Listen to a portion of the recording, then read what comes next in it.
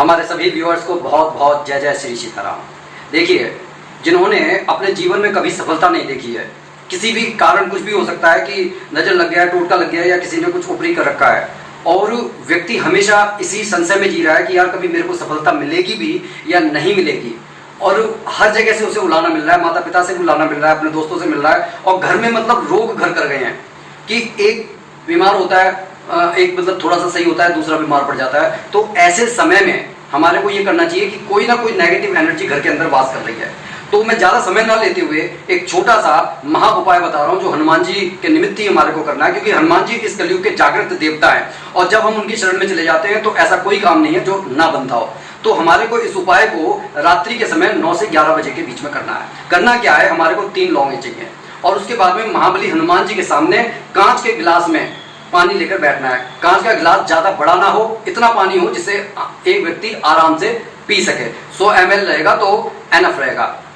आपको वो 3 लौंग उस पानी के अंदर हनुमान जी के सामने रख देनी है, दीपक प्रज्वलित कर लेना है, उनके निमित्त हमारे को भोग रख लेना है, और आसन लगाकर हमारे को वहाँ पर शांति पूर्वक बैठ जाना है।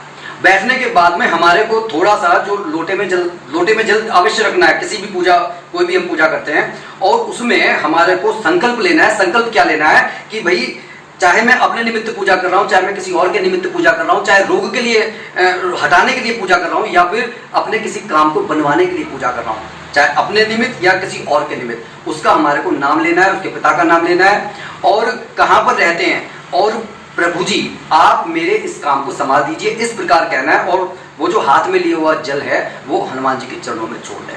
और इसके बाद में आपको मानसिक हनुमान चालीसा का पाठ करना है। मतलब कि कोशिश ये करनी है कि अगर याद है तो बहुत अच्छी बात है, तो फिर तो आप आंख बंद करके शांतिपूर्वक श्री गुरु चरण सरोज रज इस तरीके से पाठ कर सकते हैं मन के अंदर। वरना आप किताब को सामने रखिए और पूरी तरीके से आज्ञा चक्र पर अपना ध्यान रखकर 3 बार हनुमान चालीसा का पाठ करना है। लेकिन करने का तरीका आप वही रखेंगे। सबसे पहले 5 बार आप गणपति जी का नाम लेंगे, उसके बाद में आप राम स्तुति करेंगे, और फिर जो 3 हनुमान चालीसा का पाठ कर रहे हैं उसमें राम नाम का संपुट आप 11 बार लगाते रहेंगे। ओम राम रामाय नमः, ओम राम रामाय नमः, इस तरीके से। और इसके बाद में आप जब ये पूजा कर लें, करने के बाद में अपने आसन को बिछाकर मतलब लपेट कर रख दें। वो जो 3 लौंग पानी में हैं उनको निकालकर हनुमान जी के चरणों में रख दें। वहां से खड़े होकर अगर अपने निमित्त पूजा की है तो स्वयं पानी पी जाए, या अगर किसी और के निमित्त की है, किसी के रोग के मतलब किसी के भी निमित्त की है, आप उसको वो पानी पिला दें और जाकर सो जाएं। अगले दिन जब वो लौंग सूख जाएं, अगर ना सूखी हो तो उनको सुखा लीजिए, चाहे हवा में चाहे थोड़ा सा गर्म करके, और उसे एक लाल बिल्कुल फ्रेश कपड़े में, छोटे से कपड़े में उसको बांध लीजिए। अगर अपने निमित्त पूजा की है तो किसी भी कार्य के प्रति जाते हुए आपको वो लौंग अपने साथ लेकर जानी है। अगर किसी और के प्रति आपने पूजा की है तो फिर वो लौंग आप उनको पकड़ा दीजिए, क्योंकि वो अब उनकी हो गई, और उनसे बता दीजिए कि आप किसी भी शुभ कार्य के लिए जाते हैं, या कोई ऐसा लग रहा है कि भाई कार्य बन नहीं रहा है, तो वो अपने साथ उस लौंग को लेकर जाएं।